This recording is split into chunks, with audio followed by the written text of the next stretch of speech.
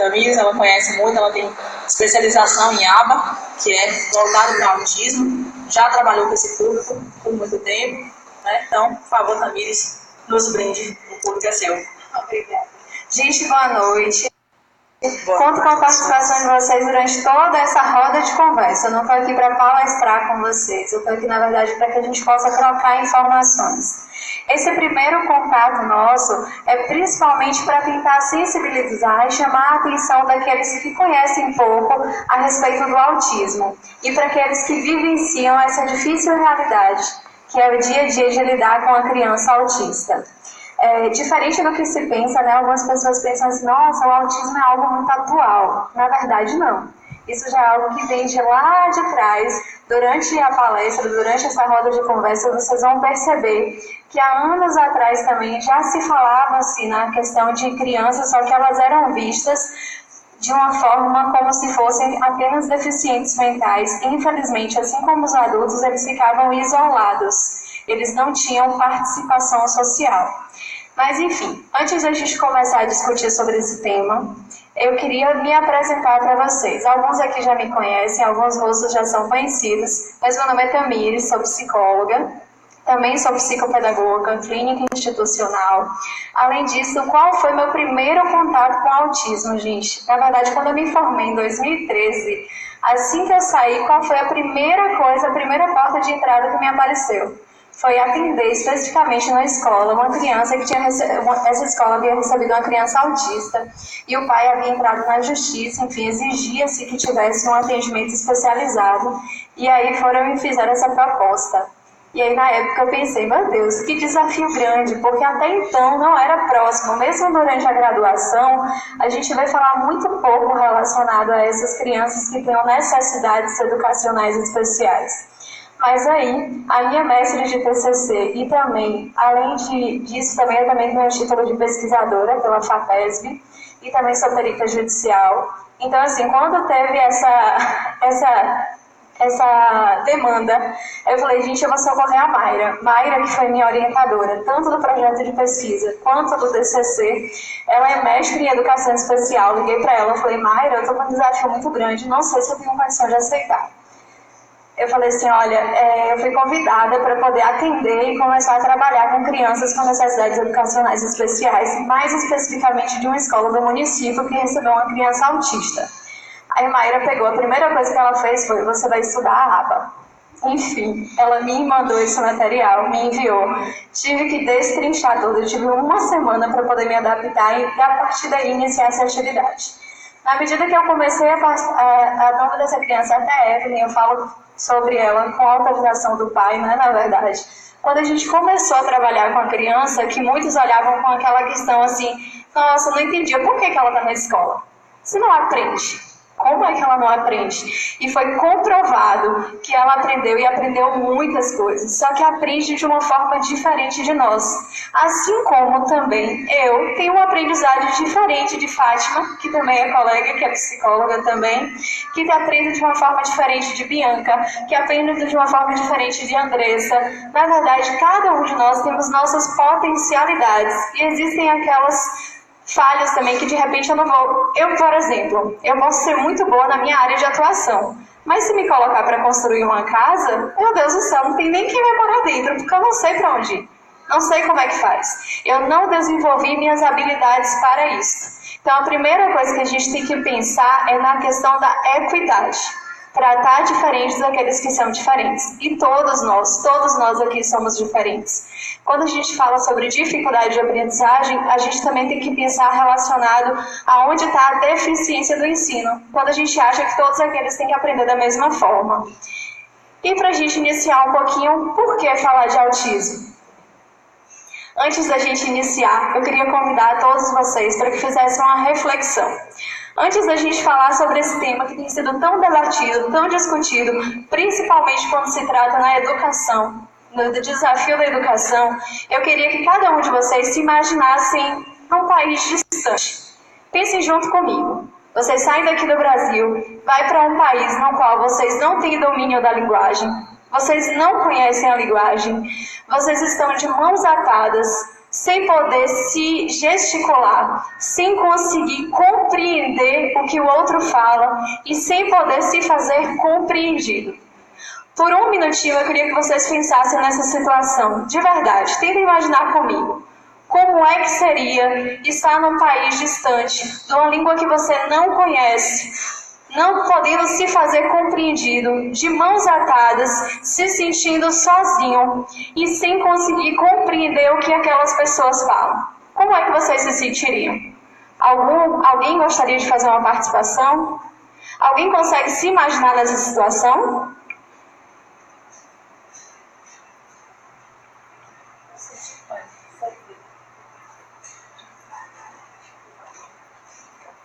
Eu senti pânico, fobia. Mais alguém gostaria de falar? Como é que vocês se sentiriam?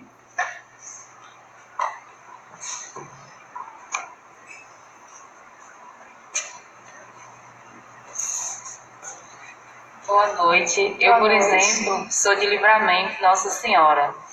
Vim sozinha de lá. Aí quando eu cheguei aqui, por exemplo, eu me senti um peixe fora d'água. E olha que você estava num local onde você conhece a língua, não é verdade? Verdade, e me senti perdida. Por que eu queria chamar vocês a atenção para a relação disso? Por exemplo, eu não sou muito íntima do microfone, pode ter certeza que eu estou aqui trabalhando para conseguir ficar bem para falar para vocês. Mas por dentro, estou tremendo toda. Mas o que acontece, gente? Quando o autista, quando eles fizerem algo que na visão de vocês não é compreensível, quando eles fizerem algo que vocês falam, meu Deus, como é que pode agir assim? Não entendo. Será que essa criança não entende? Como é que ele pode agir com tanta agressividade? Como é que pode bater a sua cabeça? Como é que pode agir dessa forma? Então eu queria chamar a atenção para vocês. Essa mesma sensação de pânico, essa mesma sensação de se sentir perdido, essa mesma sensação de não se sentir compreendido, é isso que acontece com o autista. É isso que acontece quando eles têm essas atitudes que para vocês são incompreensíveis. Para nós é incompreensível. E esse é o nosso maior desafio. A nossa proposta aqui hoje, iniciando esse diálogo, a partir de depois vocês vão ter uma semana extremamente enriquecedoras, com profissionais que vão poder estar trazendo cada hora mais detalhada para vocês acerca disso. O nosso objetivo principal aqui hoje é chamar a atenção para esse embate, é trazer para vocês essa discussão, é poder fazer com que nós, juntos, conseguimos trabalhar para que minimize o sofrimento dessas crianças e para que a gente aprenda a ter melhor compreensão para lidar com elas no dia a dia, tanto socialmente quanto na educação. Pode passar? A partir do manual do DSM-5, na verdade, a partir dessa substituição, que antes nós tínhamos um guia classificatório, que era o DSM-4, a partir do DSM-5, aqueles tipos de autismo, incluindo a síndrome de Asperger, todos eles foram inclusos no mesmo diagnóstico, que seria o espectro dos transtornos autistas, que é o TEA conhecido, né? E ele é marcado principalmente por 3 características fundamentais. Quais seriam essas características? Primeiro, a inabilidade em relação à comunicação social, às interações sociais. A dificuldade que essa criança ela pode ter em relação ao domínio da linguagem, tanto para comunicar-se quanto para jogos simbólicos. E o terceiro marcador disso é o padrão de comportamento restritivo e repetitivo. Por favor. Quais são os tipos de autismo? Lembrando que eu trouxe aqui para vocês, só que essa classificação ela é do DSM-4. Atualmente, o DSM-5 ele engloba todos no transtornos de espectro autista, que é o TEA, com exceção do transtorno de Rett. O transtorno de Rett ele é diagnosticado separado. Por que isso acontece? Porque ele é uma mutação genética. E a criança com o transtorno de Rett, ela sofre uma deteriorização das habilidades motoras, inclusive do equilíbrio, que geralmente a gente não vê em crianças autistas. Apesar disso, por ter alguns tipos de comportamento semelhantes ao autismo, ele é classificado também como um transtorno do espectro autista e aí comorbidade transtorno de Rett, tá? Além disso, a gente fala, antigamente pelo DSM-4 era tratado tipos de autismo relacionado ao autismo clássico, que são aqueles mais comuns de padrões de comportamento, que eles são diferenciados em alta funcionalidade ou baixa funcionalidade. Além disso, também fala da síndrome de Asperger, né? Qual é a questão da síndrome de Asperger? Por quê? Porque essa criança, geralmente, que é diagnosticada com síndrome de Asperger, em geral, ela não tem dificuldade na comunicação. Porém, uma ressalva, a criança ela não vai ter tanta questão da perda, né, desse atraso da linguagem, porém essa criança ela pode ter dificuldade para pedir ajuda, por exemplo. Numa situação de pânico, ela vai ter dificuldade em expressar que ela precisa de ajuda. Além disso, temos os transtornos invasivos do desenvolvimento, que também, principalmente o que chama, também conhecido como autismo atípico. Por quê? Porque diferente do autismo clássico, nesse transtorno, a criança ela vai apresentar padrões de dificuldade, principalmente relacionados ou a motor, ou a questão social, linguagem, ou a questão da comunicação, mas ele não vai estar englobado nos 3 critérios. Geralmente ele pode apresentar 2, mas não vai apresentar os 3. Por isso que ele é chamado de atípico. Aí também a gente fala do transtorno desintegrativo da infância. O que acontece? É quando a criança, na faixa etária de mais ou menos de 2 a 4 anos de idade, ela vai perdendo algumas habilidades sociais que ela antes tinha. Inclusive também relacionada à questão da linguagem. Então eu falei de uma forma bem resumida para vocês, porque tem muita coisa à frente, pode passar. Qual é a causa? A causa do autismo ela ainda está sendo estudada, ainda é uma causa desconhecida. Suspeitas, né? Os estudos têm indicado para a gente que pode ter uma questão de uma contribuição genética muito forte. Por quê? Porque foi feito um estudo em gêmeos e percebeu que se um gêmeo tem, o outro também tem. Então, por isso suspeita-se de ter uma questão genética envolvida como causa do autismo. Mas ainda não é nada definitivamente comprovado, no sentido de falar, não, a causa do autismo é genético. Ainda fala-se de multifatores, a questão da alimentação também percebe-se uma influência muito grande, porque a gente percebe uma melhora no comportamento daquela criança a partir de uma modificação da alimentação. Vou falar disso mais na frente também para vocês.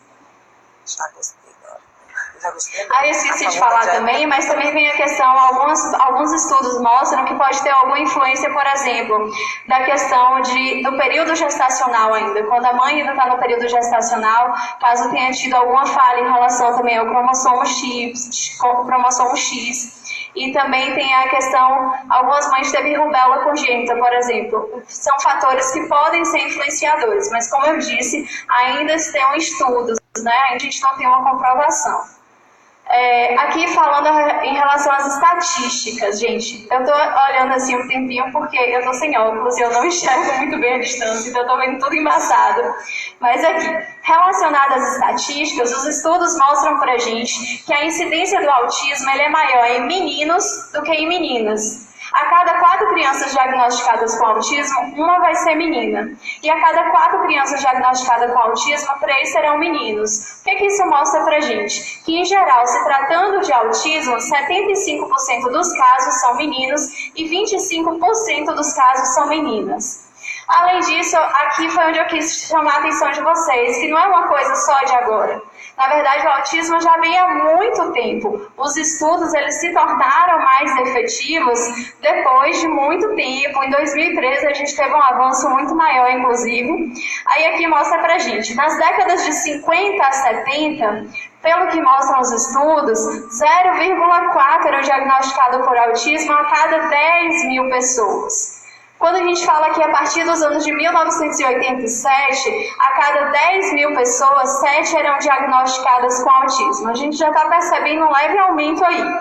Depois disso, após o ano de 2002, a cada 1000 pessoas, 2 eram diagnosticadas com autismo. E agora, para surpresa de vocês, atualmente, a cada 100 pessoas, 1 é diagnosticada com autismo. Consegue perceber o aumento disso? Ou será que não é aumento, Tamires? Isso já estava presente há muito tempo, mas nós tínhamos falhas em relação ao diagnóstico. Aí o Brasil, eu trouxe, na verdade, só uma observação, que aqui no Brasil a gente ainda não tem dados estatísticos específicos sobre o autismo. Mas um estudo em 2007 mostrou pra gente que com a população de cerca de 190 milhões de pessoas, havia na época 1 milhão de casos de autismo. Aí aqui é a questão do DSM-5, eu vou passar bem superficial para vocês aqui um pouquinho. Quais são os critérios que o DSM-5 diz que tem que ter para ser diagnosticado com autismo? Ele chama a atenção em relação aos critérios 1, 2 e 3, que a criança ela deve preencher esses critérios para ter o diagnóstico do transtorno do espectro autista. No critério 1, ele diz o seguinte: dificuldades persistentes na comunicação social e interação social em múltiplos contextos. Por que ele fala desses múltiplos contextos? Porque vai desde a dificuldade na reciprocidade emocional, até a questão da dificuldade dos comportamentos comunicativos e, além disso, também a dificuldade para desenvolver, manter e compreender relacionamentos. Por exemplo, dificuldade no interesse de pares, dificuldade em brincadeiras imaginárias, dificuldade na interação social de se interessar em brincar com outras crianças. Esses são alguns exemplos. Aí a gente vai partir para o critério 2. Pode passar, por favor?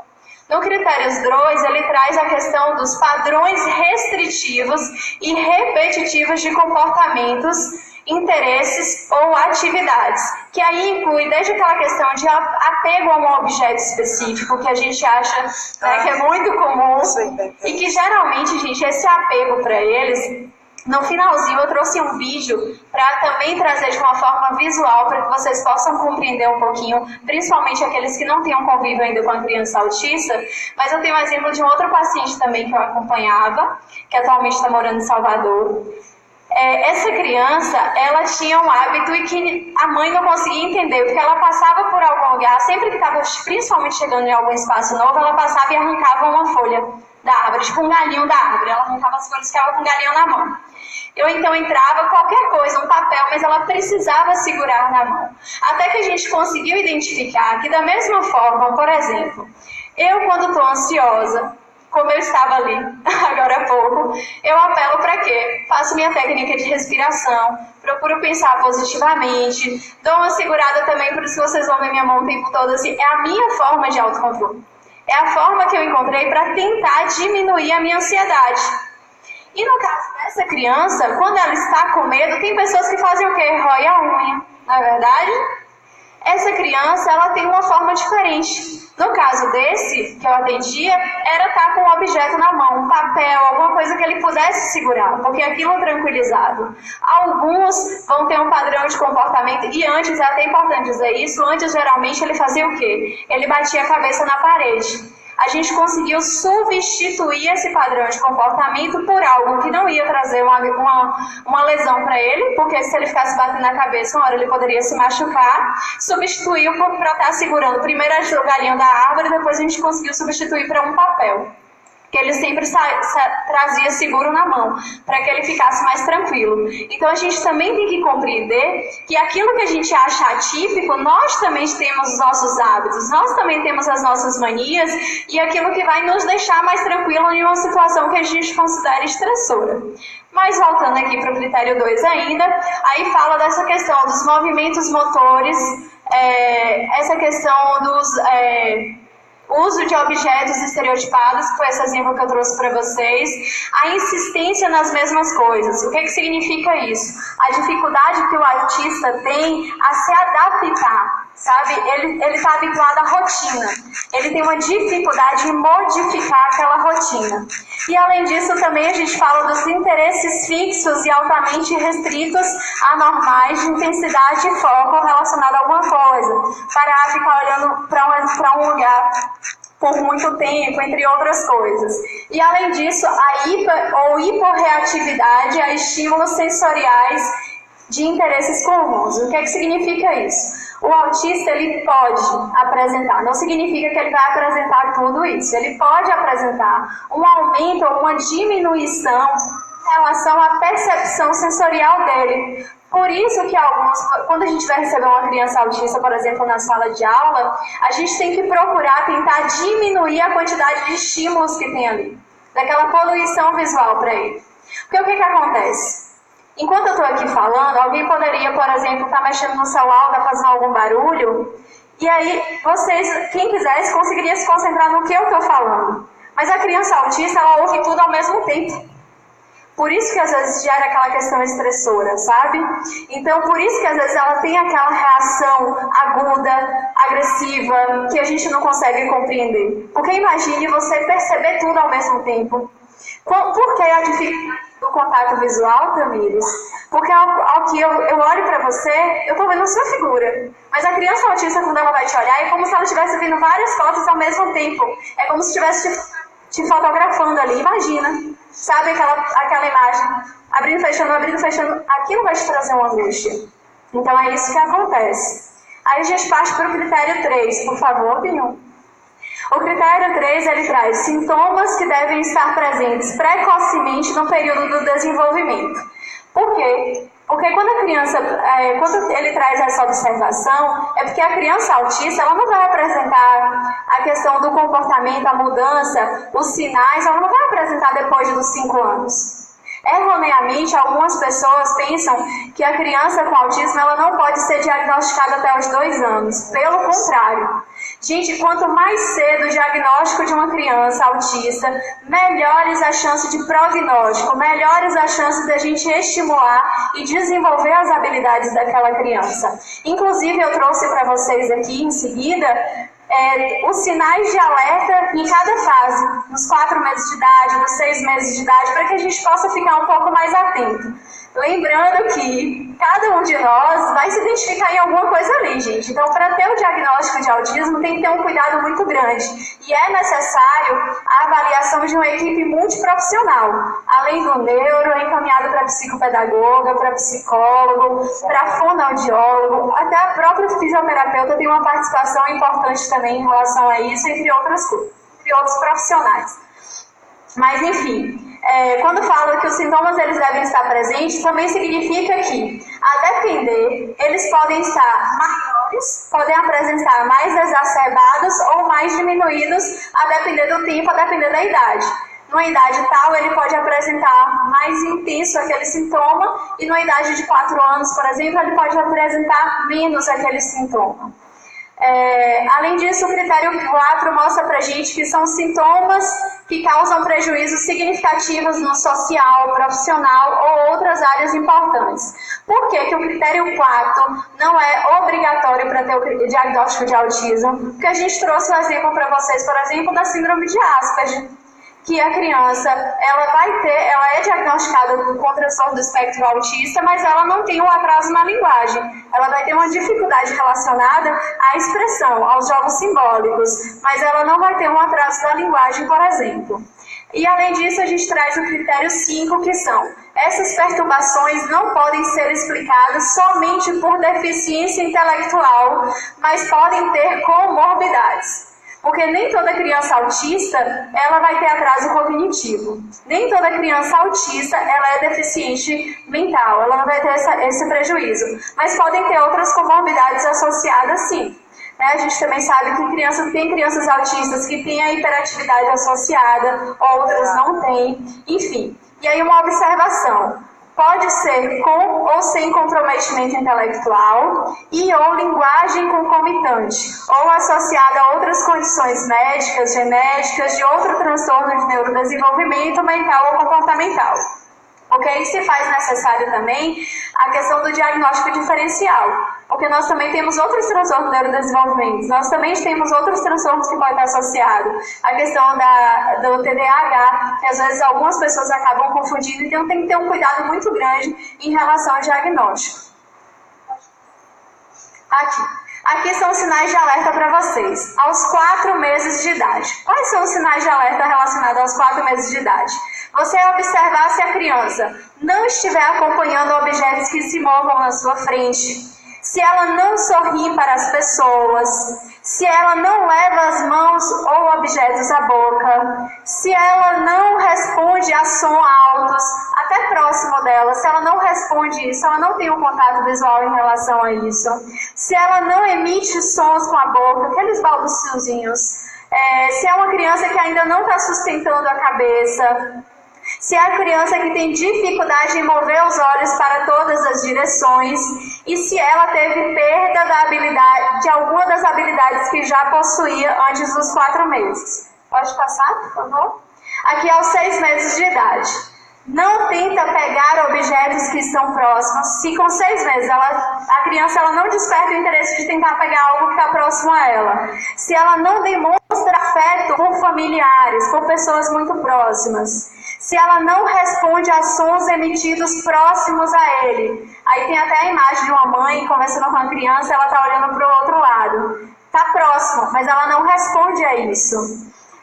Se ela não emite pequenas vocalizações, pequenos barulhos com a boca mesmo, pequenas oralidades, se ela não sorri ou dá risadas ou expressões alegres, se ela tem dificuldade em utilizar as expressões faciais, que também é um meio de comunicação, e se ela também já perdeu alguma das habilidades que possuía antes. Aos 9 meses de idade, se a criança não senta, mesmo com auxílio, se a criança não balbucia, se ela não reconhece o próprio nome quando você chama, se ela não reconhece pessoas familiares, se ela não olha para você, para onde você aponta para algo, chama a atenção dela e ela não olha. Se ela não passa os brinquedos de uma mão para a outra, se ela não demonstra reciprocidade à tua estimulação, à tua fala, se ela não responde às tentativas de interação e se ela perdeu alguma das habilidades que já possui. Vocês vão ver repetidamente isso, perda da habilidade que já possui, porque pode acontecer. Aos 12 meses de idade, se a criança não faz contato visual, se ela não engatinha, é importante chamar a atenção para esse não engatinho. Geralmente crianças autistas, ela vai começar a andar, mas ela não vai engatinhar. Em geral, isso acontece. Se ela não fica em pé quando segurado, se não procura objetos que vê sendo escondidos, como aquelas brincadeiras que geralmente a gente faz com os bebês, se ela não procura por esses objetos, se ela não fala palavras como papai, mamãe aos 12 meses, se ela não entende comandos como dá tchau bebê, manda tchau, e ela não responde a esse comando simples, se ela não aponta para os objetos e se ela perdeu alguma das habilidades que possuía anteriormente. Aos 18 meses de idade, se a criança aos 18 meses ela ainda não anda, se ela não fala pelo menos 6 palavras, se ela não aprende novas palavras, se ela não expressa o que ela deseja, se ela não expressa o que ela quer, se ela não aponta para mostrar algo, se ela não se importa se o cuidador se afasta ou não, ela não demonstra aquele apego, sabe? Como a maioria dos bebês fica com medo daquela separação. Se ela não copia comportamentos, porque se vocês pararem para prestar atenção, eu falhei, era para ter trago um vídeo relacionado a isso, que tem um estudo que mostra que o bebê aos 18 meses, geralmente ele imita o comportamento, quando você está brincando, ou o pai ou a mãe, ele vai tentar fazer igual. É até um videozinho que o pai, ele tá fazendo um barulho com a boca, tipo, sabe, tipo, eu não sei fazer, mas enfim, a criança, ela tenta imitar esse som, e a criança autista, ela geralmente não vai tentar imitar o seu comportamento. E se ela perdeu alguma das habilidades que possuía anteriormente. Aos 2 anos de idade. Se a criança... Tá, viu, gente? Calma. Aos 2 anos de idade. Se aos 2 anos de idade a criança não fala frases com 2 palavras, se ela não consegue formar uma frase com 2 palavras, que não sejam imitação, porque às vezes a criança, se ela tiver ecolalia, por exemplo, ela vai imitar aquilo que você está falando. Mas se ela não consegue formar uma frase, como por exemplo, quero água, então você já tem que ficar atento nessa fase dos 2 anos.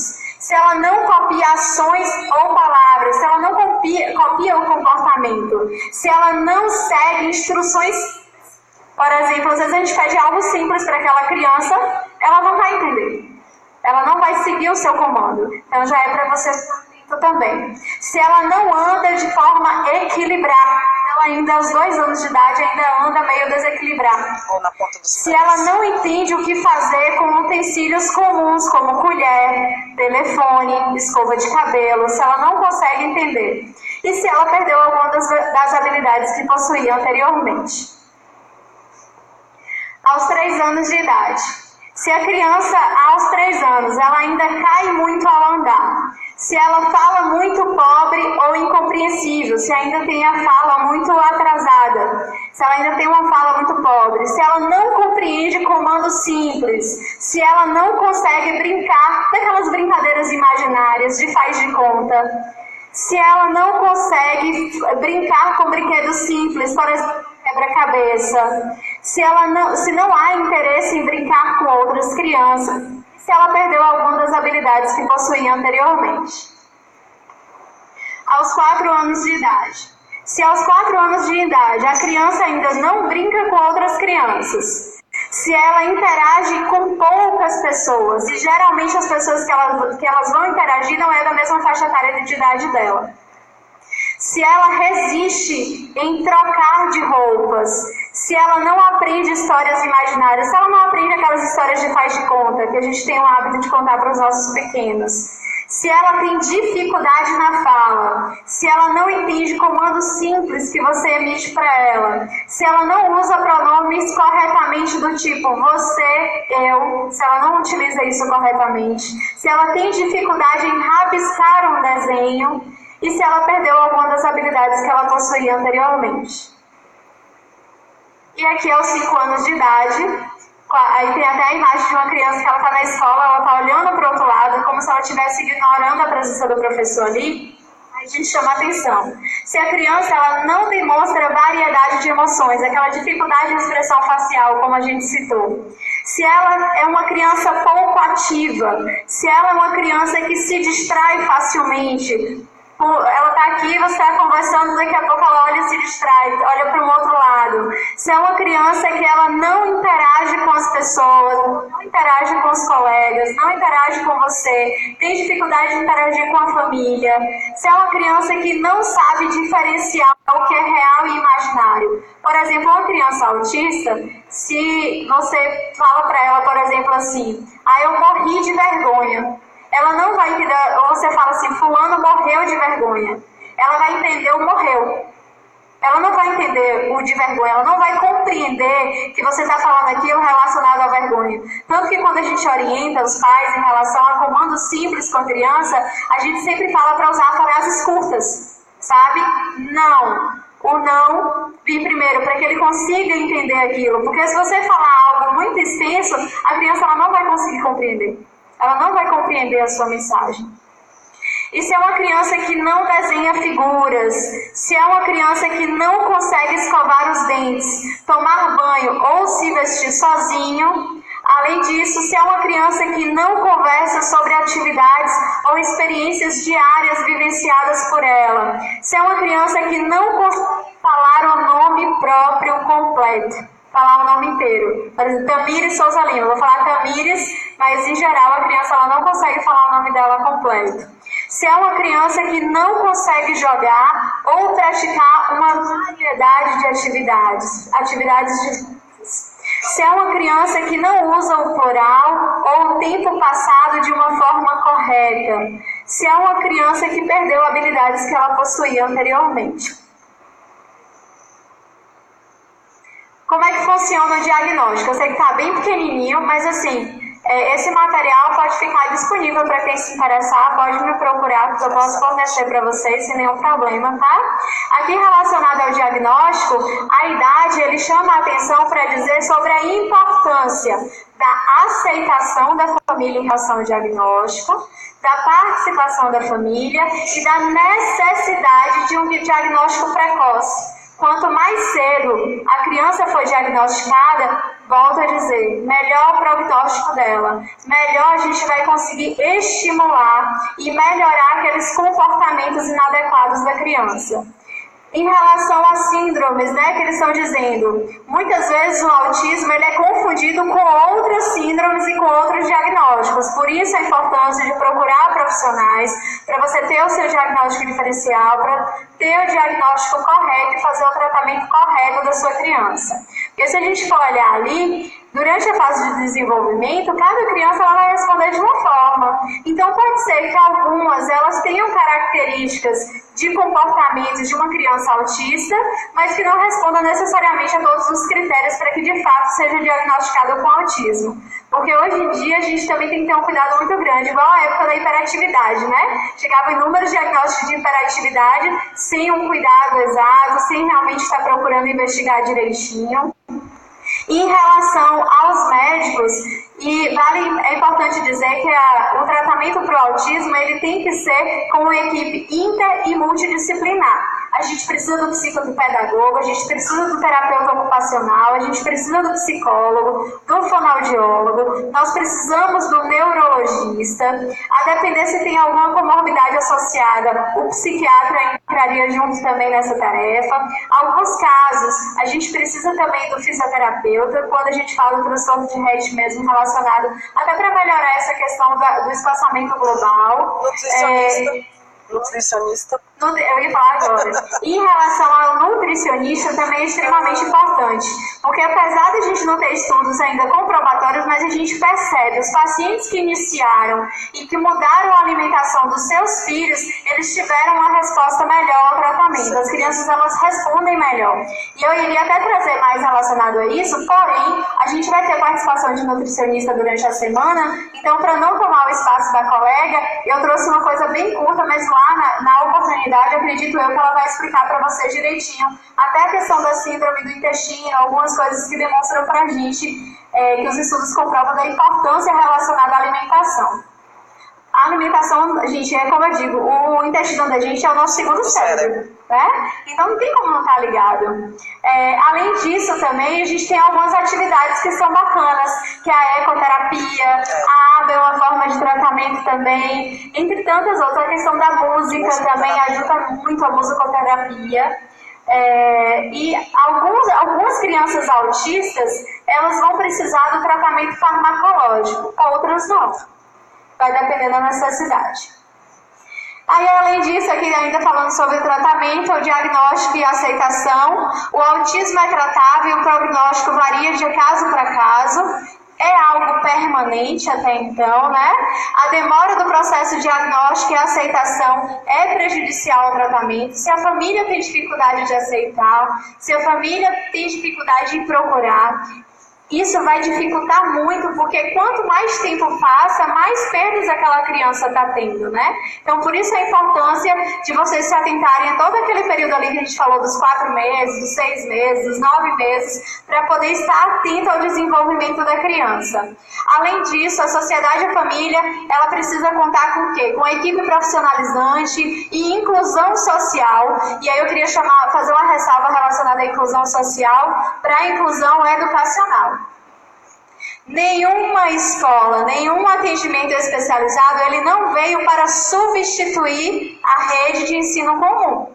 Ele é algo para estar ajudando, para estar auxiliando, né? E isso vai variar, claro, de caso para caso, mas o atendimento educacional especializado, ele não é substituto à classe regular de ensino. Não é isso que preconiza em relação à inclusão. Apesar da gente perceber ainda uma dificuldade muito grande. Por quê? Porque os nossos professores ainda também não foram preparados, né?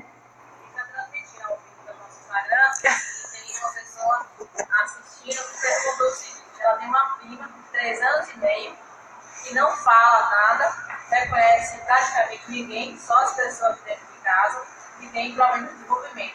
Pode ser autismo? Além disso, com outras coisas associadas, pode ser o autismo. E aí o ideal é o quê? Procurar um profissional, procurar um médico, um neuro, para que a gente possa fazer uma avaliação precisa. Além do neuro, vai ser encaminhado para passar por psicopedagogo e por psicólogo. Porque aquela questão, né, para a gente não dar, existem outros transtornos globais do desenvolvimento também, e a gente também precisa, uma coisa que também é importante, é a gente saber como aquela criança está sendo estimulada dentro do seu ambiente familiar, isso também é extremamente importante. Respondido? Muito obrigada. Ela perguntou também se existe diferentes graus de autismo. Existe, como a gente colocou. Existem 3 tipos diferentes. Na verdade, hoje, com o DSM-5, todos é englobado em relação ao transtornos do espectro autista, porém a gente fala do alto funcionamento, do baixo funcionamento e da síndrome de Asperger, que são os mais ditos. Obrigada. Mas todos vão estar inclusos nesse mesmo transtorno, tá? Então vamos lá. O tratamento médico e não médico depende muito da necessidade. O tratamento não médico é a outra equipe, psicólogo, nutricionista, o fono, enfim. E o tratamento médico é o neuro. Para o autismo deve-se procurar o neurologista e a partir daí, se for necessário fazer mais algum encaminhamento, ele vai estar encaminhando. E o pediatra também, porque criança, a gente também precisa da questão do pediatra. Alguns medicamentos que podem estar ajudando a controlar os sintomas quando necessário são estimulantes, tem os antidepressivos e medicamentos psicotrópicos. E tem alguns casos, por exemplo, que a criança ela vai estar utilizando uma medicação no período escolar. E aí, quando sai do período escolar, é suspensa essa medicação, até para evitar essa questão da dependência. Mas, como eu disse, varia de caso para caso, é necessária a orientação médica a respeito. Alimentação no tratamento. Alimentação no tratamento. No tratamento do autismo, a alimentação ela tem um papel fundamental. Por quê? Porque a gente percebeu que alguns tipos de alimento, eles começavam a deixar ainda mais intensificado alguns sintomas inadequados, como a hiperatividade, por exemplo, a agressividade, ou até a automutilação. E aí a gente fala de alguns. Lembrando que não são todas as crianças que têm hiperatividade, não são todas as crianças que têm a automutilação também, tá? Mas enfim, a questão da farinha de trigo, o leite, o chocolate, a soja, salgadinhos que tem muita, ou aquele suco de pó também que tem muito corante adicionado, além dos temperos industrializados, como extrato de tomate, o café, o chá preto, alimentos fritos e alimentos ácidos como a laranja, limão e abacaxi, são alguns que demonstram a partir de tentativas, né, em relação ao tratamento, que acabam tornando ainda mais forte aqueles comportamentos inadequados. Então, a sua retirada tem demonstrado ser algo favorável. Aí eu trouxe para vocês aqui, para quem não conhece, a lei do autista, né? Pelo direito do autista, a lei 12.764, não sei se eu estou vendo certo, porque está meio distante, mas Lei 12.764, de 27 de dezembro de 2012, também conhecida como Lei Berenice Piana. Em relação a isso, gente, o que é que traz? Ela vai estar trazendo, dizendo que as crianças que são autistas, elas são consideradas numa classe com deficiência e com direitos. Ela também vai estar trazendo para vocês o incentivo à formação e a capacitação de profissionais, tanto quanto também a necessidade de capacitação dos pais. Ela também traz para a gente, pode passar, Pinha, por favor? Nessa outra parte, que é o artigo 3º, ela diz que são direitos da pessoa com transtorno do espectro autista. O diagnóstico precoce, ainda que não definitivo, ainda que seja algo que ainda não esteja definitivo, mas que naquele momento é o diagnóstico que ela tem. O atendimento multiprofissional, a equipe interdisciplinar atendendo essa criança. Ela também traz como direito a nutrição adequada dessa criança e a terapia nutricional, que é para poder estar abordando essa questão da alimentação. Além disso, ela diz que é direito da criança o acesso aos medicamentos. E, além disso, informações que auxiliem no diagnóstico e no tratamento da criança autista. E aí ele traz um parágrafo único, em casos de comprovada necessidade, o que vai variar de caso para caso, essa criança, quando inserida na classe regular de ensino, ela vai ter direito a um acompanhante especializado para estar trabalhando com ela, que é o que na rede municipal a gente chama de monitor, certo? Eu trouxe um vídeo para vocês, como eu disse, para tentar demonstrar um pouquinho de uma forma visual alguns desses comportamentos das crianças para que facilite um pouquinho mais a compreensão.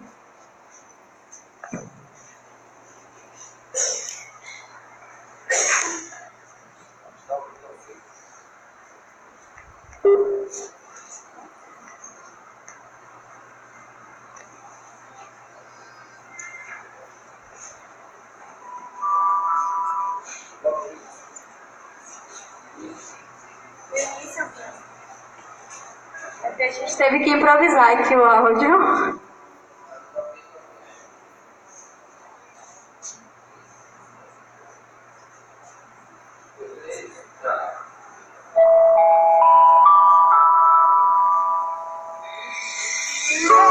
Somos todos diferentes.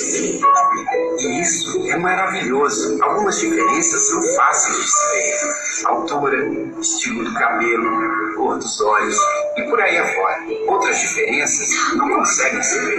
As nossas comidas favoritas, medos ou habilidades.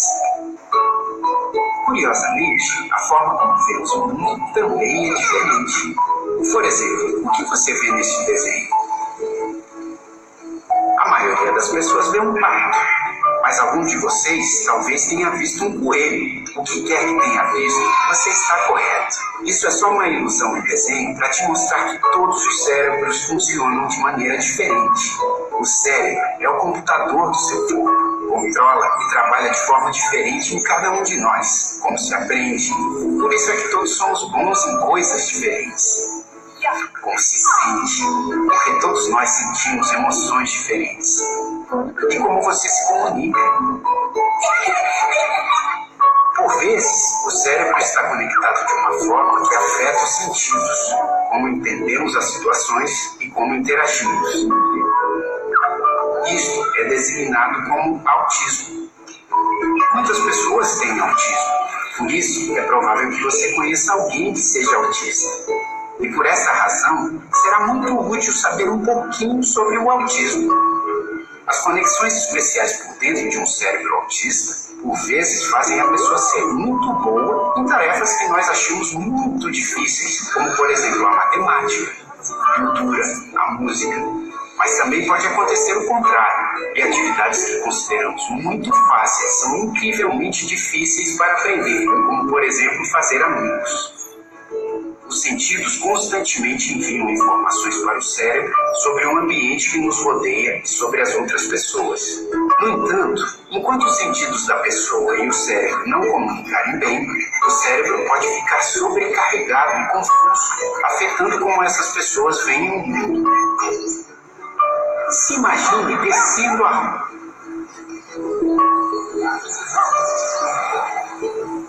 Assim é como o cérebro autista poderá experienciar o mesmo passeio. Assustador. Infelizmente, em muitos dos casos, a pessoa não pode dizer em voz alta o que sente. Portanto, mesmo com aquele caos todo a girar na cabeça deles, eles parecem estar bem exteriormente e impossibilitados em pedir ajuda. Todos desenvolvemos comportamentos que nos ajudam a sentir mais calmos em situações desconfortáveis. Talvez olhemos para longe. Nos coçamos, roemos unhas, ficamos nervosos, mordemos lábios e por aí vai. Igualmente, pessoas autistas desenvolvem comportamentos que os ajudam a sobreviver nestes momentos intensos. Esses gestos parecem pouco comuns, mas é só a forma própria que eles encontraram para se sentirem calmos. Quando acontece, mostra que eles estão passando por um momento difícil. E a melhor coisa a fazer é não tornar o momento mais difícil ainda nos chateando, ignorando-os ou fazer piada deles. Lembre-se que só porque um PlayStation não consegue ler os jogos de um Xbox, não significa que está estragado. As pessoas autistas precisam de amigos que estejam dispostos a dar tempo para os conhecerem. Com boa comunicação e muita paciência, todos ficariam bem melhor. Pessoas com autismo não estão doentes ou estragadas. Elas simplesmente têm uma visão única do mundo. E com um pouquinho de apoio de seus amigos, talvez se sintam capazes de compartilhar a sua visão. Autismo pode fazer coisas fantásticas acontecerem.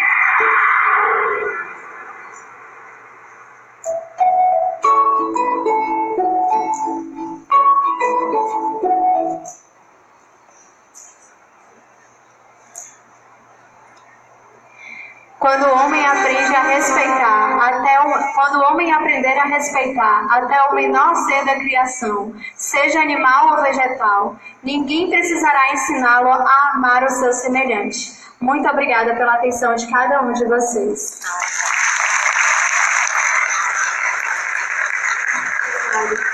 Alguma dúvida, gente? Gostaria de perguntar alguma coisa? Consegui passar um pouquinho para vocês de uma forma clara a respeito do tema? Certeza. Eu posso falar? Eu posso falar? Eu tinha que falar, né? Eu tinha que falar. Boa noite a todos. Eu gostaria, primeiramente, de parabenizar o Rotary por isso aqui. A gente fica aqui, assim, emocionada e dizer que eu estou, assim, extremamente feliz e satisfeita com sua fala, porque enquanto mãe de autista e enquanto educadora e também pesquisadora, estudiosa, a gente consegue conhecer um universo assim, muito tênue dentro do mundo autista, e a gente fica triste quando a gente vê pessoas com cabeça fechada, sem compreender que existem vários autismos, não existe um único autismo. Somos milhões no planeta e cada um tem um DNA. Imagine 2 milhões de autistas no Brasil, cada um é diferente do outro, não existe um autista igual, mesmo que ele tenha o mesmo diagnóstico de leve, moderado ou severo. Então, partindo desse pressuposto, é muito importante que especialistas e profissionais como você tenham uma visão ampla dos tratamentos do autismo. Eu estou muito emocionada, porque infelizmente a família do autista sofre quando se depara com profissionais que acreditam em uma única linha de tratamento, em uma única visão. Outro dia eu tive uma conversa com um psiquiatra e o psiquiatra de início já disse para mim assim: se tem contato visual e fala, não tem como ser autista. Então eu já saio assim, horrorizada com a visão dessa de um profissional ter um pensamento como esse, né? E aí eu venho aqui uma psicóloga aqui na frente, especialista em aba, e vem me falar de nutrição, da importância da dieta e das possibilidades que existem de tratamento, sabe? Eu defendo assim, a família é que tem que ser empoderada. Não dá mais para os profissionais acharem que as mães estão concorrendo com eles, que as mães estão fazendo trabalho de terapia dentro de casa e que isso não é permitido.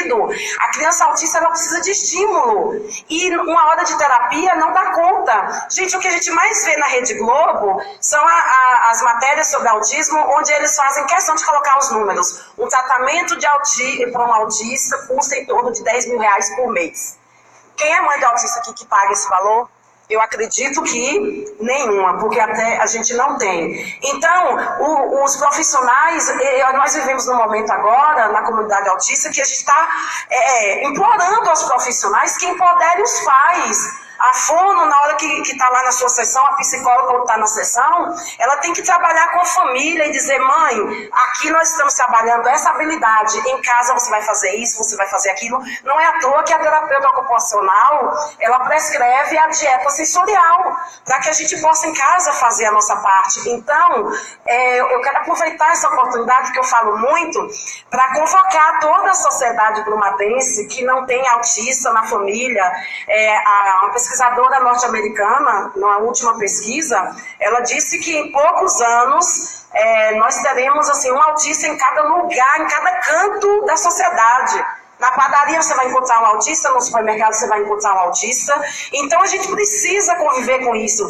E os que estão de fora, eu faço assim um apelo como mãe, sabe? Não ofereça nada para uma criança autista comer sem que você consulte a mãe e o pai para saber se ela está fazendo dieta. As pessoas vivem tentando sabotar porque não acreditam, porque acham besteira. As pessoas criticam a família que dá risperidona. E o que acontece? Gente, cada família sabe onde dói o calo, sabe? Eu acho que todos os tratamentos são viáveis. Família nenhuma quer ver seu filho autista sofrendo, corre atrás daquilo que pode dentro das suas possibilidades. Se você precisou dar medicamento naquele momento, que dê, que os outros respeitem, porque a dor está na família. Se você é a favor de tratamento com florais, com os óleos essenciais, beleza, siga seu rumo. O que é importante é que a gente se coloque, que a gente tenha empatia, sabe? Para que esse autista seja realmente acolhido e a família se sinta abraçada e respeitada. Eu sou julgada todos os dias, porque vocês conhecem, acho que eu sou muito famosinha aqui dentro de Brumado, de Cecília. Porque no dia que eu recebi o diagnóstico, eu me propus a fazer com que as pessoas que não me conheciam passassem a me conhecer, através da minha fala do autismo na rede social. E eu exponho o limite, assim, mais triste do autismo de Cecília, eu exponho. Eu posto vídeo das crises dela e eu sou bombardeada por algumas pessoas porque me perguntam por que tanta exposição da minha filha de 3 anos de idade. Mas as pessoas não sabem a quantidade de mães que mandam mensagem no meu direct pedindo uma palavra, falando que se identifica, eu passo por isso, e a gente cria uma rede de apoio. Então, assim, não critique aquilo que você não conhece, não acredite naquilo que vocês veem nas matérias da Rede Globo, porque o autismo, aquele autista de alto funcionamento, que tem, assim, uma inteligência além do normal, sabe? É savantismo isso. São outras coisas que vêm atreladas ao autismo, mas não é a realidade da gente, não. A gente está dentro de casa lutando para que nossos filhos desenvolvam habilidades mínimas de amarrar o cadastro, de fechar um botão de uma camisa, sabe? Então ficam romantizando o autismo e não é aquela romantização, não. Família de autista sofre, família de autista precisa de acompanhamento, família de autista que você fala assim, durante muito tempo eu vim carregando, em 1 ano de diagnóstico, aquele estigma de todo mundo mandar mensagem e olhar pra mim assim, ó, você é guerreira. Você é guerreira. Eu não sou guerreira não, gente. Eu não tenho outra opção. É isso. Eu não posso desanimar porque eu não tenho outra opção. Não é porque eu sou forte, as pessoas não se preocupam que a gente precisa de tratamento e de acompanhamento. Eu estou tendo acompanhamento com psiquiatra e com psicólogo. Aí todo mundo olha para mim e você é forte. Não. Nós vencemos e matamos um leão por dia, gente, tá? Então, quando vocês tiverem uma criança autista na escola, como eu agora recebi na creche um anjo, eu olhei emocionada para a mãe dela e falei assim, você pode dormir tranquila todos os dias da sua vida, porque a sua filha, enquanto estiver aqui nas minhas mãos, ela está bem amparada. Então, eu gostaria de aproveitar esse momento para pedir a vocês, sabe, quando você entrar no supermercado, numa loja, que tiver aquela placa lá ultrapassada do preferencial, chama o gerente e fala, ó, tá faltando a fitinha do autismo aqui. É assim que a gente faz a acessibilidade acontecer, sabe? A lei foi aprovada no município há pouco tempo atrás, mas todo lugar que eu vou, não tem um lugar aqui em Brumado que está atualizado. E a gente sofre. Aí, na escola, não, ela se dá super bem. Nossa, mas ela está bem desenvolvida, ela não precisa de monitor, não. Tá bom, mas não são só as questões educacionais e de comprometimento de aprendizagem. Tem as questões sensoriais. Se a minha filha der uma crise na escola e ela não tem um monitor, a professora vai largar a turma inteira para poder sair daquele ambiente com ela no momento daquela crise. Então, assim, ensinem os filhos de vocês que tem um coleguinha autista na sala, como é que ele deve agir, como é que ele deve se comportar, porque você não está livre e ninguém está livre. O autismo é lindo, porque ele ensina a gente assim, a pureza de alma. Eu não seria quem sou hoje se não fosse o autismo da minha filha. E porque eu aprendo todos os dias com ela. Mas a gente aprende sofrendo, sabe? E a aprendizagem não precisa ser com sofrimento. A aprendizagem pode ser com amor. E para ser com amor, basta que você tenha uma coisinha, empatia. Se coloque no lugar do outro antes de qualquer julgamento. Mande uma mensagem, pergunta como você está, tá tudo bem aí? Vem aqui em casa, vamos passear um pouquinho? Você quer que eu fique com Cecília um pouquinho, sabe? É assim, às vezes a gente nem confia de deixar. Mas é você se colocar no lugar do outro. Eu peço muito desculpa pelo desabafo, mas eu não perco uma oportunidade onde tiver muita gente dentro do ônibus. Todas as semanas vou com minha filha para a Conquista há quase 1 ano. já teve dezenas de crises nas rodoviárias. E aí eu grito dentro do ônibus e falo, gente, a minha filha autista, ela tá tendo uma crise, tá? Não é birra dela, não, ela tá tendo uma crise. E aí tem mães que optam por nem falar, por nem contar nem pros vizinhos que o filho é autista. Respeite também. Ninguém é obrigado a ser igual. Como assim, algumas amigas vêm sendo cobradas de por que você não faz igual a Eliana, que fala, que bota nas redes sociais? Não tem que ser igual a mim, não. Eu sou assim porque eu nasci com o dom da comunicação. Eu nasci para falar. E aí eu faço essa parte que as outras mães, mais tímidas, mais recatadas, mais tranquilas, não fazem.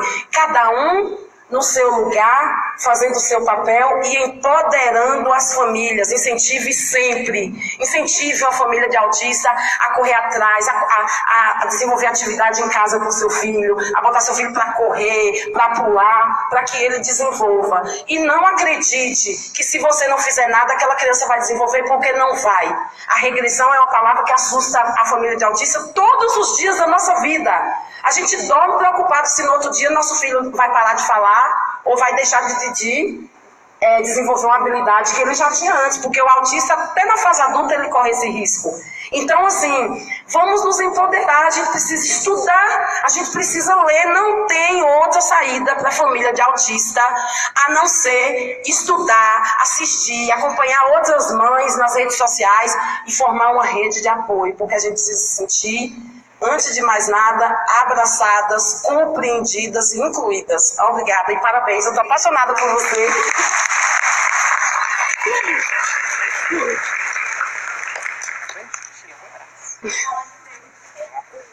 Obrigada, meu amor. Só enquanto o microfone chega, lembrando que a nossa semana de conscientização do autismo está trazendo diversos profissionais pensando exatamente nisso, tá? Nós temos teólogos, nós temos nutricionistas, nós temos psicólogas, nós temos médicas, né? E aí eu também queria que depois da nossa mãe que está ali, nossa colega ali, tem uma pessoa aqui perguntando se ela queria que confirmasse o que ela entendeu, ela chegou no meio da transmissão, se é através só dos profissionais mesmo, ou se algum exame específico mostra o autismo.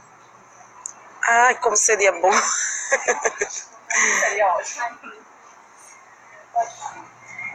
Boa noite a todos, parabéns ao Roque, parabéns a você, Tamires, ao pessoal. Eu sou professora do município, já trabalho há um bom tempinho no município, e quando você falou aí, Tamires, que nós professores, nós não estamos preparados a receber um aluno autista. A gente faz, entendeu? Pelo fato da gente ter ali, porque na sala de aula que a gente recebe 28 alunos, numa sala de aula, e a gente tem um aluno com TEA, é muito complicado para o professor lidar. E nós não temos preparação nenhuma. Eu busco. Hoje eu fiquei feliz na fala de Carol, quando ela me disse que... Quando ela me falou de Eric, que Eric houve um avanço. Eu conheci Eric há 4 anos. Então, nós, professores, precisamos também dessa inter e multiprofissional para trabalhar conosco. Nós precisamos, porque às vezes o aluno precisa de um fono, ele dá uma entrada, daqui 6 meses é que ele vai conseguir uma fono. E aí o atraso da fala dele. Entendeu? Então, assim, essa equipe multiprofissional ainda está assim, precisa explicar. E nós, professores, precisamos ainda tá buscando. Eu já estou perto de aposentar e vou falar para você a verdade. Está difícil. É muito difícil, mas a gente está correndo atrás. E este momento aqui é um momento de esclarecedor. E nós precisamos disso. Parabéns, Eliana. Parabéns a todos e boa noite. Muito obrigada a atenção e as colocações de vocês. Eu vou falar um pouquinho, mas antes eu vou só responder ao que Laís perguntou. Ela disse que teve uma pessoa que perguntou aí, que foi na transmissão, né? Ela perguntou se existe um teste específico para diagnosticar que a criança tem autismo. Infelizmente, não existe um teste ainda específico que diagnostica que a criança tem autismo. Ela é baseada principalmente na observação, sabe? Na observação clínica, na observação comportamental, nas respostas que aquela criança emite, no atendimento multiprofissional para realmente fechar um diagnóstico. Existem alguns testes que eles são utilizados para tentar dar um embasamento, inclusive do próprio do QI. Mas avaliar a inteligência é uma coisa que tem que ter muito cuidado também, que ela pode estar te dando um falso diagnóstico. Então, existem meios, mas principalmente a observação comportamental, clínica, tanto que procura estar sempre pegando, tem que ter esse contato com a família, né? Tem que ter essa anamnese muito bem construída junto com a família, para que você consiga perceber melhor a respeito do desenvolvimento daquela criança. Em relação às falas de vocês, eu queria agradecer essa questão de você colocar da importância do empoderamento da família. Gente, a família tem um papel crucial. Nós, profissionais, precisamos, né, do apoio da família. Quando eu digo nós, profissionais, eu não estou me limitando somente à equipe multiprofissional que atende, não. Junto dessa equipe multiprofissional, nós temos o professor. Ele precisa também, não só das crianças com deficiência, mas a educação, os professores, eles precisam da participação dos pais para poder ajudar no desenvolvimento daquela criança dentro da escola. Isso é primordial, isso é necessário. A nossa base, ela vem de casa. Quando você colocou sabiamente, como assim, que algumas pessoas dizem que você é guerreira, eu consigo dizer que, na verdade, você é mãe. Você está exercendo o seu papel de mãe da melhor forma que você pode, considerando as suas experiências, considerando a cabeça que você tem hoje. Então, a gente não precisa ter um comportamento igual do outro, mas nós precisamos buscar fazer a nossa parte, respeitando as nossas singularidades, respeitando os nossos potenciais e buscando até avançar. Eu sei que a inclusão hoje ainda é um desafio muito grande para a educação, porque assim, até quando eu vim para cá, para Brumado, né, eu não sou daqui, eu sou natural de Jequié, mas trabalhei em Poções, diretamente na educação, por 4 anos. E o nosso desafio maior é justamente a questão da inclusão. Como o meu desafio lá inicialmente foi para trabalhar com crianças autistas, acabei me tornando chefe de educação especial. A gente criou uma coordenação de educação especial, porque a gente viu a necessidade, conseguimos fazer um projeto para criar um centro de atendimento educacional especializados para o contraturno escolar dos alunos que necessitassem desse atendimento, não só alunos com deficiência, mas alunos também com dificuldade e atraso em relação ao processo de alfabetização. Aí esse centro a gente contava com médico, psicólogo, psicopedagogo, mas enfim, não foi da noite para o dia. Toda a dificuldade, todo o contexto, não é fácil. Foi algo que a gente conseguiu, graças à educação e à participação da saúde na época, mas assim, não foi da noite para o dia, é todo um projeto, tem que ter uma aprovação. Juntamos para fazer esse projeto eu e mais 2 colegas. Nós precisamos também do apoio dos advogados, porque a gente precisava dessa orientação jurídica também.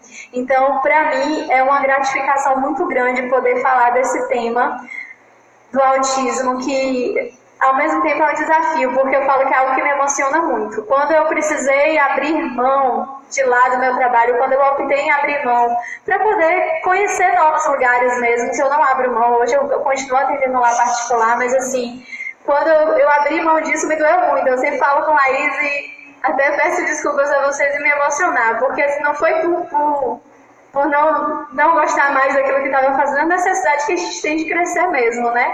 Eu falo que o meu coração, o que eu pude fazer por lá, eu já fiz, a gente tem que ir alçando novos voos. Mas, assim, é uma felicidade muito grande poder falar disso, e eu espero que eu possa ter sensibilizado ao menos um pouquinho a vocês para atenção a respeito desse tema, buscar conhecer. E quando a gente vai trabalhar com crianças com necessidades educacionais especiais, não só o autismo, nós nos transformamos em pessoas melhores, porque a gente aprende a desenvolver a empatia.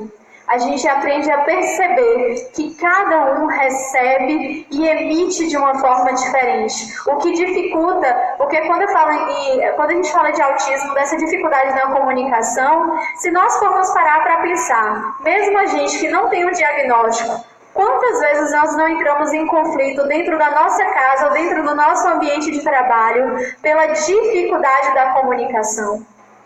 Quantas vezes a gente tem o hábito de julgar alguém, um colega, sem ter, mesmo com todas as potencialidades cognitivas que nós temos, mesmo sem nós termos nenhum déficit relacionado à linguagem e à comunicação, ainda assim a gente cria conflitos pela falta de comunicação, por você interpretar erroneamente algo que você julga sem conhecer, você julgar a realidade do outro, você ter julgado errado uma expressão facial, porque eu costumo dizer, se não tem comunicação, as coisas ficam bem difíceis.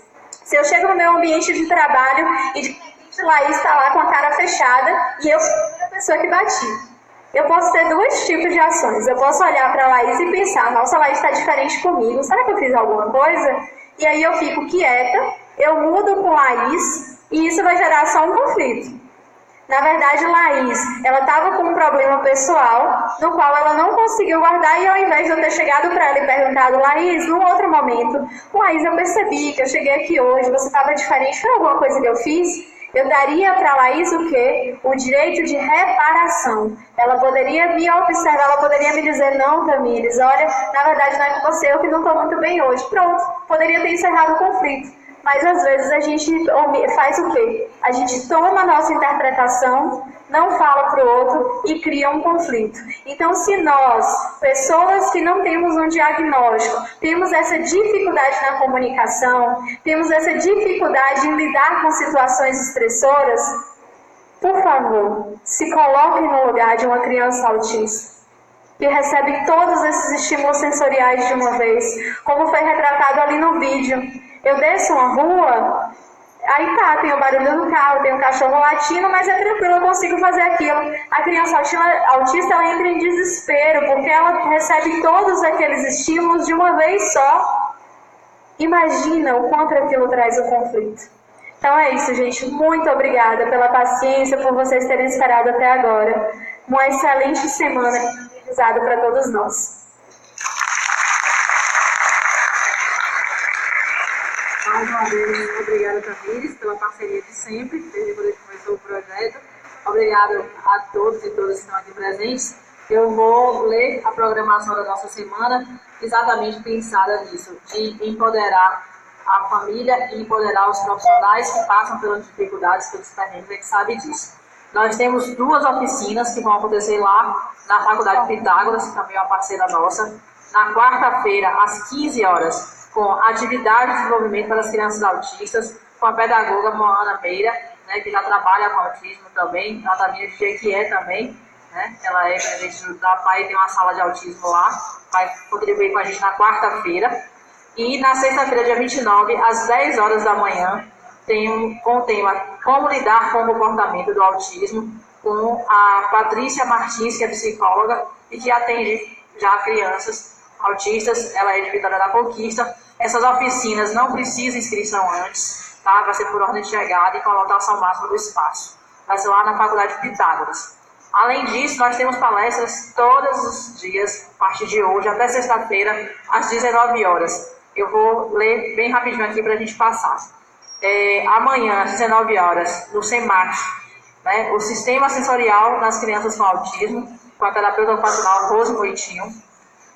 Na quarta-feira, às 19 horas, também no SEMAC, o tema Inclusão e seus desafios, né, com a Moana Meira, que é pedagoga, que também vai fazer a oficina de tarde.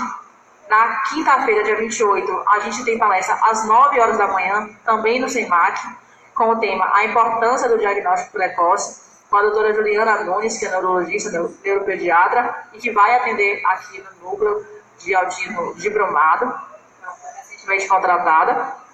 Em seguida, às 11 horas, também no SEMAC, o tema Evidências Científicas sobre o Autismo, com Charleson Ribeiro Pinto. Ele é farmacêutico e é pesquisador do Centro de Referência de Autismo. Ele é professor do curso de farmácia, também da Faculdade de Jequié, né?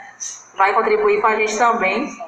E às 19 horas, também na quinta-feira, dia 28, Crianças Autistas de Alto Funcionamento, Diagnóstico e Identificação, para a gente sair do que a Eliana colocou sobre o romantismo mesmo, o que é isso e como é que acontece, e é comum, não é comum, né, com a doutora Daiane, que é pesquisadora na área, né, atua com isso também. É psicopedagoga clínica e doutorada nisso. E no dia 29, sexta-feira, 19 horas, no SEMAC, com o tema uma roda de conversa sobre bullying, com a nossa companheira do Rotary, a psicóloga Fátima Guimes, que está ali também contribuindo com a gente, e com a pedagoga Miriam Pinto, também que trabalha aqui no município, para lidar com isso, porque é uma realidade que as famílias de autistas também enfrentam, né? Além disso, a gente vai ter a agenda de atendimentos, porque a gente sabe que ainda tem mães, né, com dúvidas. A gente viu na transmissão aí pessoas acompanhando isso com a gente. Então, os atendimentos serão gratuitos e também por ordem de chegada, tá? Amanhã nós temos, das 8h30 às 12h, uma nutricionista atendendo as crianças para fazer esse acompanhamento. Temos uma representante do SEJUC, que também é do Rotaract, está lá. Amanhã para orientação jurídicas sobre essas questões, também se colocou da lei aqui, então isso também é importante, tá? Na quarta-feira, dia 27, amanhã é na sede do Rotary que o ônibus vai estar, tá? E na quarta-feira vai ser na Faculdade de Pitágoras, porque a oficina vai estar lá, então o ônibus vai estar lá também. De 8h30 às 12h e de 13h30 às 17h, a nutricionista também está atendendo. A gente teve muitas mães pedindo isso, muitas famílias pedindo esse acompanhamento nutricional, por isso a nutricionista vai estar lá na quarta-feira, na Faculdade de Pitágoras, o dia todo. Na quinta, na sede do Rotary, nós vamos ter a nossa psicóloga aqui, Tamires Souza, para atender as famílias autistas, né, os pais que têm dúvidas, as crianças que, né, não sei, estou na dúvida dessa orientação inicial, né, ou as mães que já querem aproveitar também o conhecimento, por favor, ela está disponível. E no dia 29 é quando a gente tem ainda mais opções de profissionais. De 8h30 às 12h temos outra nutricionista atendendo, né, à tarde, das 13h30 às 17h, também nutricionista atendendo. De 9 às 12, também está com a orientação, né, jurídica para essas famílias.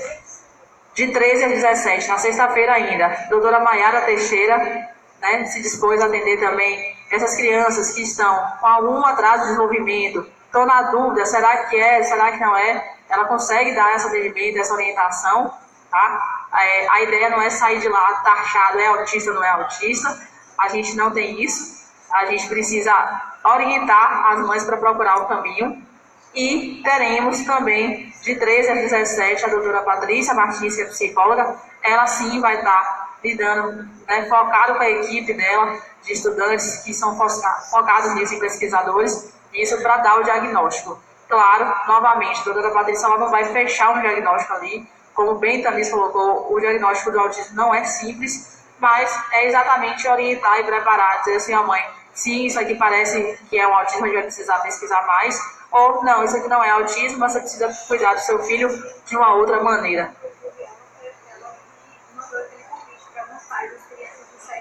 Isso. Também está lembrando que a própria Patrícia mandou o convite, falando da semana para alguns pais, né? Eu acho que alguns pais, não sei se tem algum que recebeu, né? Os pais receberam. Ela no centro da UFBA, em Vitória da Conquista. Você fez inscrição? Você conseguiu ir lá? Tava fazendo. Pronto, que tá fazendo um teste genético, entre outros também, né? Acho que alguns receberam. Patrícia é uma profissional, gente, que não tem o que falar. Realmente é excelente profissional. Aproveita a oportunidade. Na verdade, oi? Não, ela é excelente, o projeto é super sério, vai estar ajudando vocês, pelo menos na orientação, quem está buscando, vai estar ajudando na questão do critério de diagnóstico. Tanto para esse projeto da UFB é tanto para crianças com TDAH ou com suspeita de TDAH e crianças com autismo, né? Esse que ela enviou foi de 7 a 11 anos, acho que agora já encerrou, não já? Já. Pena que não pegou com 3 anos. Exatamente, não precisa ter o diagnóstico. Tem alguns suspeitos eu fiquei doidinha pra ir. Eu lembro que eu encaminhei alguns pacientes para ir. Não foi por causa da idade. Não foi por causa da idade. Mas tem outros também. Estão me pedindo aqui para lembrar que onde é o SEMAC. SEMAC fica perto dos Correios, ali perto do Bradesco, o antigo fórum, para os mais antigos aqui da cidade. Tá? O SEMAC fica lá. Não, nem para palestra, nem para atendimento, nem para as oficinas precisa de inscrição prévia. É por ordem de chegada com votação máxima da casa que a gente estiver trabalhando, tá? E o que a gente pede a cada um que estiver aqui e com seus amigos, que por favor, né, divulguem o nosso evento, porque o evento é para as famílias, é para os profissionais, é para a população mesmo, é aberto, a gente quer realmente atingir quanto mais pessoas melhores. Enquanto cada um de vocês puderem nos ajudar com a divulgação, a gente agradece imensamente, tá? Mais uma vez, obrigada. E a todos a gente tem um coffee break ali, para vocês irem para casa também um pouco mais, com mais lembranças positivas nossas. Assim a gente vicia. Instagram nosso. Cadê o ônibus? Eu vou chorar quando eu ver esse ônibus, gente. Eu sou chorona. Que você grava Roda de clube no meu Instagram disponível, autismo nas pontas dos pés. Tá? Ai, eu vou ali mostrar para os meus seguidores o ônibus que eu estou vestindo. Por favor, mostra o ônibus está aqui na porta. Que emoção! Tá? Os atendimentos, parte dos atendimentos vão ser deles. Que emoção, deixa eu lá mostrar. Obrigada. Vou mostrar o ônibus, já volto. Emocionada com esse ônibus. Ai.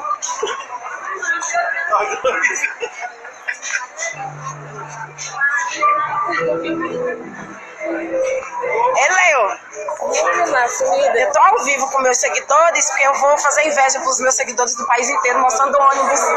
Vai lá, deixa eu... Ei, meus amores! Oi, tudo bom, querida?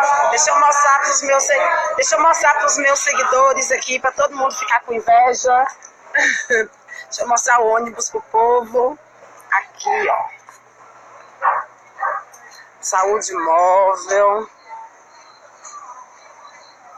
Que vai estar fazendo atendimento essa semana inteira.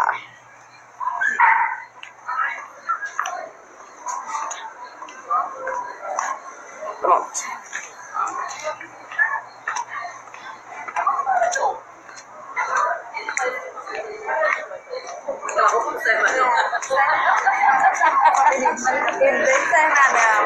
Beijo, tchau, não beijo, Marinês. Pronto, por hoje encerramos. Amanhã eu farei nova transmissão.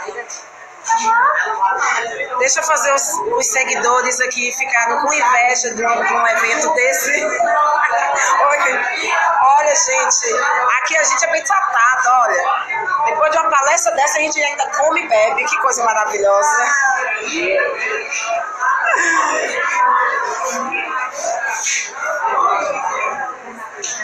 Muito obrigada a todos vocês que acompanharam. A palestra foi realmente maravilhosa. Amanhã. Oi, povo. Oi, meu amor. Obrigada. Eu ia estar assim pelo live e você ia passando de moto. Eu estou grávida.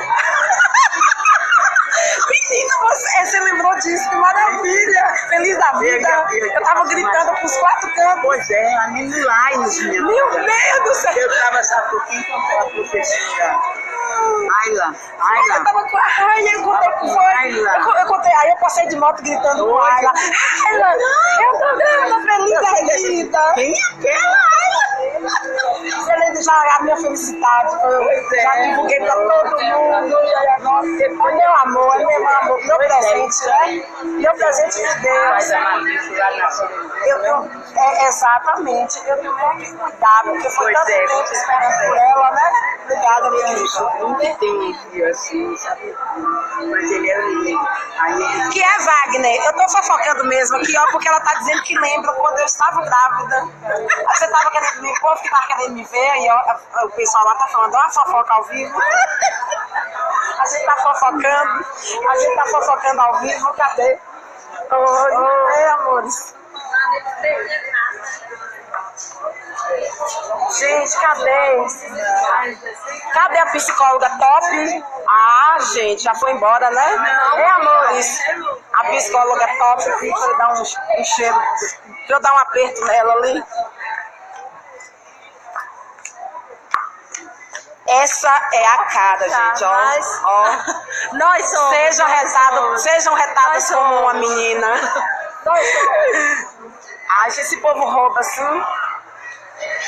Licença aqui que eu sou dessas. Deixa eu dar uma pista que todo mundo com inveja lá do outro lado, que ninguém lá, vive a cores. Meus seguidores do Instagram, do país inteiro. Amor, eu estou apaixonada por você. Eu não vou sair da sua cola. Eu vou pra justiça brigar pra Cecília Teaba, que é a única coisa que falta pra ela.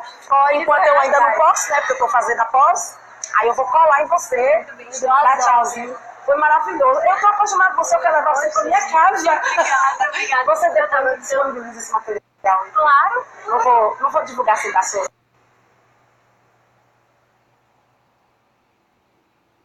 Você não tá no Instagram? Tô. Então depois você me acha lá. Vamos fazer uma live junto? Vamos. E falar de autismo? Então tá bom. Beijo. Obrigada. Tchau, gente. Pronto, amanhã eu transmito novamente. Boa noite pra vocês.